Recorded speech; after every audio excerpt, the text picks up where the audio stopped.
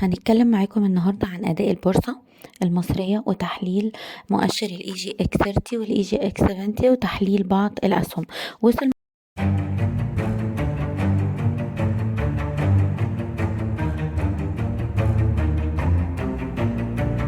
مؤشر ال EGX30 لأعلى مستوى في جلسات الأسبوع السابق عند 16644. أدنى مستوى وصل له عند 15696 ليغلق عند مستوى 16418.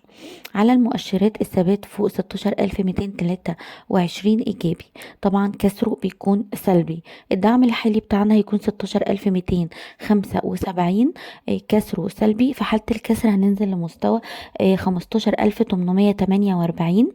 المقاومة بتاعتي القادمة 16672، اختراقها إيجابي. في حالة الاختراق هنوصل ل17359،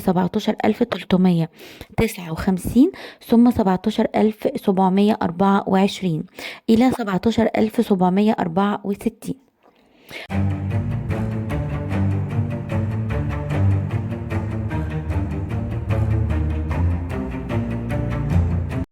أما مؤشر ال EGX70 وصل لأعلى مستوى عند 2857،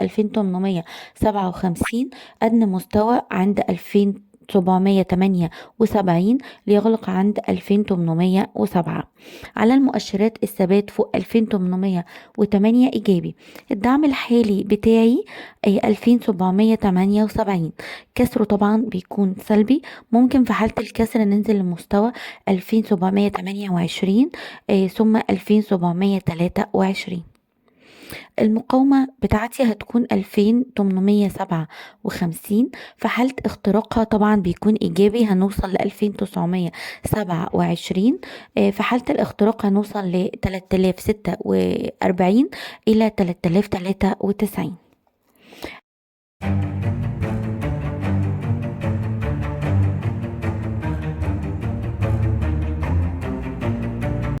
طبعا هنتكلم معاكم عن بعض الأسهم المؤثرة في المؤشر. عندنا سهم زي سهم البنك التجاري الدولي على المؤشرات الثبات فوق 50 جنيه 32 قرش إيجابي.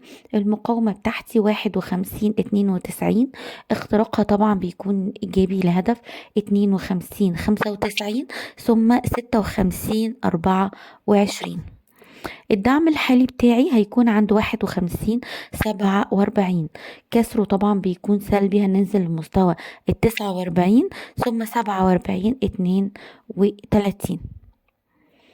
سهم المجموعة المالية هرمس طبعا على المؤشرات الثبات فوق 16 64 إيجابي. الدعم بتاعي الحالي 16 64، كسره بيكون سلبي. ممكن ننزل المستوى 15 82، ثم 15 36.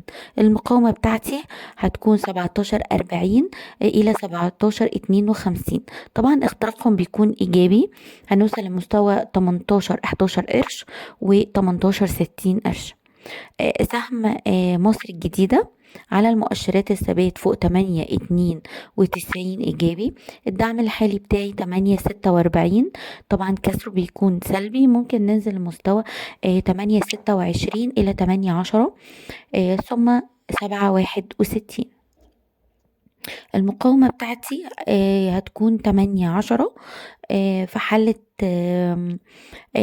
الاختراق بتاعتي هتكون 8 26، ثم 8 59، ثم 9 20 إلى 9 33. ودي تقريبا المستويات اللي كانت شغالة بيها السهم في آخر جلسات التداول يوم الخميس.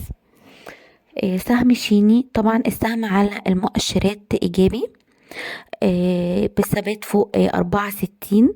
الدعم الحالي بتاعي 4 56، ثم 4 36، ثم 4 27. المقاومة بتاعتي 4 90، ثم 5 19، ثم 6 10. طبعا في أسهم تانية هيتم تحليلها على الصفحة، ممكن تتابعوا معانا. طبعا الاسبوع اللي فات كنت بقول ان احنا لازم نبقى مقفلين المارجن بتاعنا ده للامان، وان احنا نكون ب50% بس من الحساب بتاعنا.